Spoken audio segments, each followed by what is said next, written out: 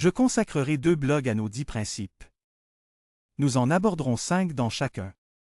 L'herméneutique est l'utilisation appropriée des principes d'interprétation pour découvrir le sens prévu par l'auteur d'un texte biblique dans le but d'appliquer ce sens à un public contemporain. Les principes d'interprétation suivants sont conçus pour protéger notre exégèse alors que nous cherchons à découvrir le sens voulu de l'auteur et son signification pour notre public contemporain. 1. La Bible est la parole de Dieu inspirée, infaillible et inhérente. Nous affirmons volontiers comme une définition et une description la déclaration de Chicago sur Biblical. L'inhérence qui a été formulée en 1978. Nous pensons que la Bible est unique chez l'homme. Écrit, et il doit être étudié dans cet esprit. Les Écritures, plutôt que nos expériences personnelles, doivent être notre point de départ. Herméneutique. En d'autres termes, nous devons commencer par demander que signifie ce texte. Plutôt que signifie ce texte pour moi? Nous devons réserver toutes les présupposés qui nous empêcheraient d'entendre les textes bibliques comme autre chose que ce qu'ils sont, les trémots de Dieu. Notre échec à le faire affectera notre capacité à discerner le MIT de l'auteur. Idée principale du texte. Nous devons permettre à la révélation de façonner notre théologie plutôt que baser notre théologie sur l'opinion personnelle. Nous devons aborder la Bible avec un trait clair.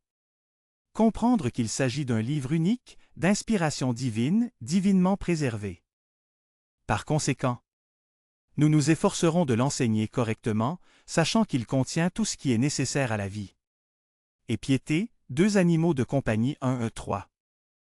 2. Le principal objectif de l'herméneutique est la découverte de l'auteur. Signification voulue. La signification ultime de tout passage de l'Écriture est celle que l'auteur voulait. Nous pensons que le MIT de l'auteur peut être découvert à travers l'étude minutieuse des mots. Sémantique, grammaire, syntaxe et style, genre, que l'auteur a utilisé pour écrire son texte, ainsi que par notre compréhension de la culture, historique, géographique et contexte théologique qui ont influencé sa vie. 3. Le sens voulu de l'auteur est véhiculé à travers les différents couches de contexte. La résurgence de la prédication explicative a entraîné le développement de nombreux ressources pour aider au processus d'interprétation. Beaucoup de ces ressources soulignent l'étude de l'hébreu et du grec, qui est essentielle pour devenir qualifié. La pratique de l'herméneutique, de l'exégèse et de l'homilétique. Cependant, cet accent mis sur les langues d'origine a conduit certains interprètes à placer une plus grande importance sur les significations individuelles des mots hébreux ou grecs que sur le contexte dans lequel ils sont trouvés. En effet, certains pasteurs enseignants interprètent des textes entiers en fonction de la signification d'un seul mot. Ce type d'interprétation axée sur les mots est défectueux et même dangereux. Il est important de comprendre ce principe. Les mots individuels des textes bibliques ont signification dans les phrases, les paragraphes et les livres. La signification d'un mot est déterminée par sa relation avec d'autres mots dans le contexte des phrases et des paragraphes. Le choix de l'auteur et la combinaison de mots spécifiques deviennent son véhicule pour livrer contenu. 4. La signification voulue de l'auteur dans chaque texte biblique est toujours découvert dans son propre contexte unique. Lorsque nous pensons au contexte d'un texte, nous concentrons notre attention sur un nombre de facteurs qui existaient lorsque l'auteur a enregistré son contenu particulier pour un public particulier. Les auteurs bibliques n'ont pas écrit dans un vide historique. Ils répondaient aux besoins spécifiques de leur propre époque.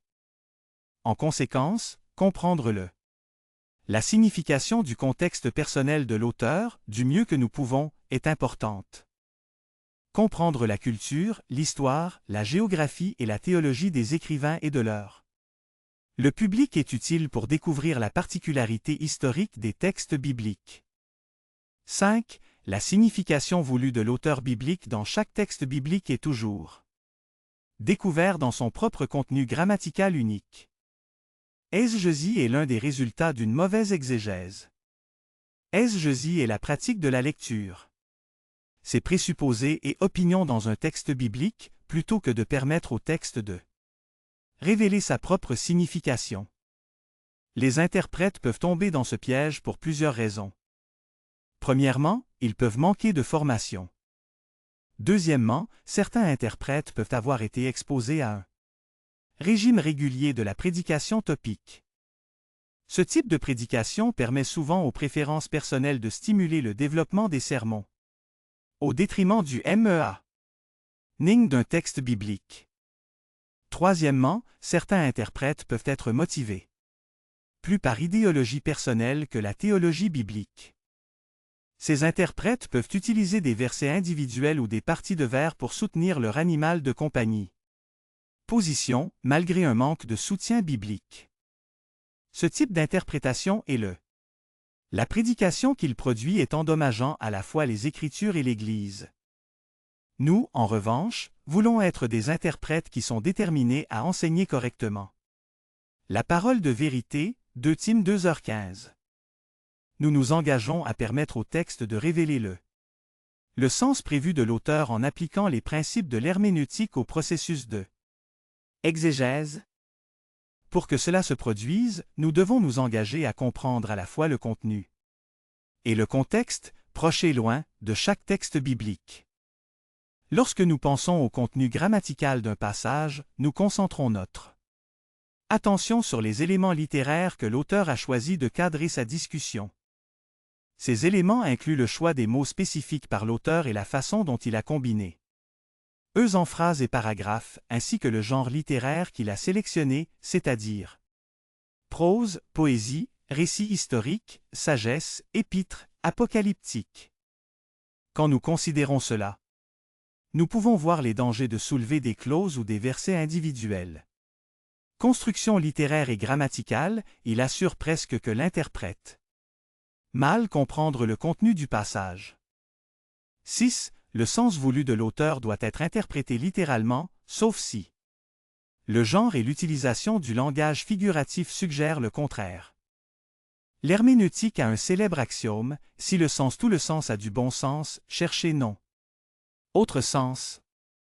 Lorsque nous parlons de la signification littérale d'un texte, nous faisons référence simplement à l'interprétation naturelle des mots tels qu'ils sont réunis dans phrases et paragraphes. Les écrivains étaient des gens normaux et rationnels qui communiquaient de la même manière de base que nous faisons, uniquement dans différentes langues et contextes historiques. Ainsi, lorsque vous interprétez un texte biblique, si le sens simple a du bon sens, ne cherchez aucun autre sens. Cette observation annule l'intrigant problème de sens supplénoir ou herméneutique christologique. Maintenant, si le sens littéral est déroutant, vous pouvez rencontrer un langage figuratif. Tout le fait, parce que nous pouvons dire ce que nous voulons dire de plus en plus de façon très bien et avec force par des chiffres de discours que nous le pouvons en le disant directement. Le langage figuratif aide à faire résumé du béton. Lorsqu'un écrivain incorpore un langage figuratif, il utilise souvent la connotation d'un mot ou de mots afin de fournir une compréhension plus large du concept qu'il s'adresse. La connotation d'un mot est ce qu'elle suggère au-delà de ce qu'elle exprime, ses connotations de sens. La connotation est particulièrement importante pour les poètes. Il leur permet d'explorer et d'enrichir leur contenu et de le faire avec une économie de mots. Considérez le psaume 23. David a écrit « Le Seigneur est mon berger ». Dédé utilise le connotation d'un berger pour nous donner une métaphore importante pour Dieu.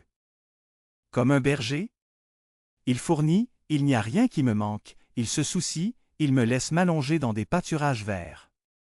Il dirige, il me conduit à côté des eaux tranquilles, il encourage, il renouvelle ma vie. Et il guide, il me conduit sur les bons chemins pour son nom. Tout cela. Les traits sont des connotations que nous tirons de notre compréhension du mot « berger ».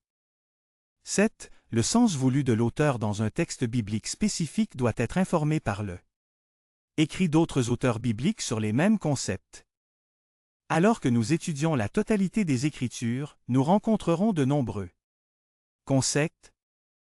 Cela a du sens lorsque nous nous souvenons que la Bible est une progressive révélation des desseins rédempteurs de Dieu dans le monde. En conséquence, nous devons nous attendre à rencontrer ces concepts théologiques tels qu'ils sont révélés et développés dans l'Écriture. Soyez prêts à laisser d'autres textes bibliques éclairer notre compréhension quand ils partagent les mêmes concepts théologiques. C'est ce que nous entendons par interne canonique. Dans d'autres mots, nous commençons par une présupposition qu'il y a une unité de concepts théologiques dans les Écritures, et nous devons être prêts à permettre notre compréhension de ce concept pour influencer notre interprétation des textes individuels. En conséquence, il est important de adopter les directives suivantes pour nous aider à comprendre et à enseigner les concepts théologiques. Premièrement, l'interprétation de textes brefs est toujours influencée par notre interprétation de textes qui arrêtent le même concept théologique. Malheureusement, beaucoup d'erreurs de doctrine résultent d'un interprète qui a construit une théologie entière sur un bref texte, souvent supprimé de son contexte, tout en ignorant l'enseignement clair d'un texte plus long sur le même concept. Deuxièmement, les interprètes doivent faire la distinction entre les textes descriptifs et normatifs dans Écriture. Frais et état de Stuart, à moins que les Écritures ne nous disent explicitement que nous devons faire quelque chose, ce qui n'est raconté ou décrit pas ne fonctionne pas de manière normative. À moins qu'il ne puisse être démontré pour d'autres motifs que l'auteur voulait qu'il fonctionne de cette façon. Troisièmement, l'interprétation des textes bibliques obscurs doit être influencée par les textes sur le même sujet qui est plus entièrement développé. Émoticône n'en croyant pas ses yeux, la signification voulue de l'auteur dans un texte biblique spécifique peut avoir une signification plus complète. Mais ce sens ne peut être déterminé que sur la base de la révélation biblique ultérieure. Et tout le canon. En tant qu'interprète, nous recherchons le sens voulu de l'auteur dans chaque ancien et texte du Nouveau Testament. Puisque la révélation de Dieu est progressiste, nous devons reconnaître que les rédacteurs de l'Ancien Testament n'avaient pas l'avantage de la révélation du Nouveau Testament. Certes, Dieu a permis à certains auteurs de l'Ancien Testament comme Daniel et Isaïe des aperçus dans le futur travaillant de son plan rédempteur, mais ils n'avaient pas tous les détails. Paul décrit cette vérité dans Éphésiens 3, 1-7. Paul a déclaré que le mystère de l'Évangile et son application mondiale lui a été révélé à la suite du Ascension de Jésus. Nous ne pouvons donc pas forcer le Nouveau Testament. Révélation sur les textes de l'Ancien Testament. Cependant, la Bible est un livre avec un auteur divin. Il raconte une grande histoire, encadrée dans un grand récit rédempteur. Tous les petits récits ont leur place. Le grand récit. De plus, il y a les passages de l'Ancien Testament qui sont spécifiquement déclarés dans le Nouveau Testament d'avoir un certain niveau de sens plus complet. Dans le domaine de herméneutique, nous appelons cela le sens supplénior du texte. Maintenant, pour être clair, c'est pas une signification différente mais un sens plus complet avec des implications et une signification. L'auteur humain ne connaissait pas ni ne saisissait entièrement. Deuxièmement, ces significations plus complètes ne sont pas le résultat d'une interprétation allégorique, mais ils sont révélés par révélation ultérieure. Les textes individuels doivent être interprétés dans le contexte plus large de l'ensemble du canon. Cela est particulièrement vrai lorsque vous étudiez l'Ancien Testament. En tant qu'interprète, nous étudions l'Ancien Testament à partir d'un contexte du Nouveau Testament. Nous ne lisons pas l'Ancien Testament comme les rabbins juifs. Nous lisons la Bible, tout cela, comme écriture chrétienne. En conséquence, nous pouvons voir une préfiguration du Nouveau Testament. Enseignement et théologie dans les textes de l'Ancien Testament. La révélation est progressive et nous constatons donc que le Nouveau Testament informe l'Ancien Testament et révèle des instances légitimes de sensu plénior. Cependant, nous aussi. Reconnaître que l'Ancien Testament informe le Nouveau Testament, quelque chose. Les exposants manquent ou négligent trop souvent. Brian Chappell nous donne un aperçu utile. Il Déclare, la prédication centrée sur le Christ comprise à juste titre ne cherche pas à découvrir où. Le Christ est mentionné dans chaque texte mais pour divulguer où chaque texte se situe par rapport à. Christ 9. Le sens voulu de l'auteur dans un texte biblique spécifique ne sera jamais en contradiction avec ses propres écrits ou le reste du canon. Malgré la nature individuelle des parties, nous affirmons que les Écritures comprennent un seul tout qui ne peut jamais se contredire. Au cœur de cette conviction est un égal. Une plus grande conviction à propos de Dieu, qui est l'ultime auteur du canon. Parce que Dieu est l'auteur ultime des Écritures, nous pouvons nous attendre à trouver l'unité dans l'immédiat. Contexte sectionnel, livre et canonique. 10. La signification voulue de l'auteur dans chaque texte biblique a une théocentrique christologique. But, et par conséquent, il a une signification pour toutes les personnes, à tous les endroits, à tout moment. Une fois que l'interprète a découvert à la fois le contenu et le contexte d'un texte biblique, sa tâche finale est de verbaliser sa compréhension de la signification voulue de l'auteur. C'est le but de l'herméneutique et le moment de la vérité dans l'exégèse. L'auteur prévu. Le sens sera toujours théocentrique, cela reflètera les grandes vérités sur Dieu et son Christ. Après tout, la Bible est d'abord et avant tout un enregistrement du plan rédempteur de Dieu pour le monde, th. Messie rugueuse Jésus. Ces dernières années, l'Église a connu une augmentation significative de la prédication. Ce type de prédication, qui met l'accent sur le feutre besoin de l'auditeur, substitue souvent la psychologie à l'exposition. Greidanus déclare. Contraste avec l'interprétation anthropocentrique, par conséquent, l'interprétation théocentrique.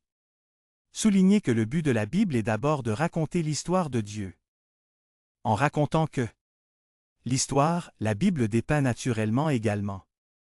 Bien mais pour montrer ce que Dieu fait pour, dans et à travers eux.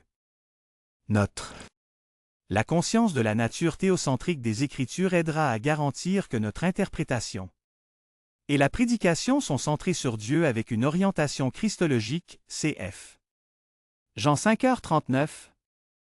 Ces 10 principes servent de base à notre exégèse. Il est important de garder eux à l'avant-garde de notre pensée lorsque nous étudions la Bible. www.bitwentetime.com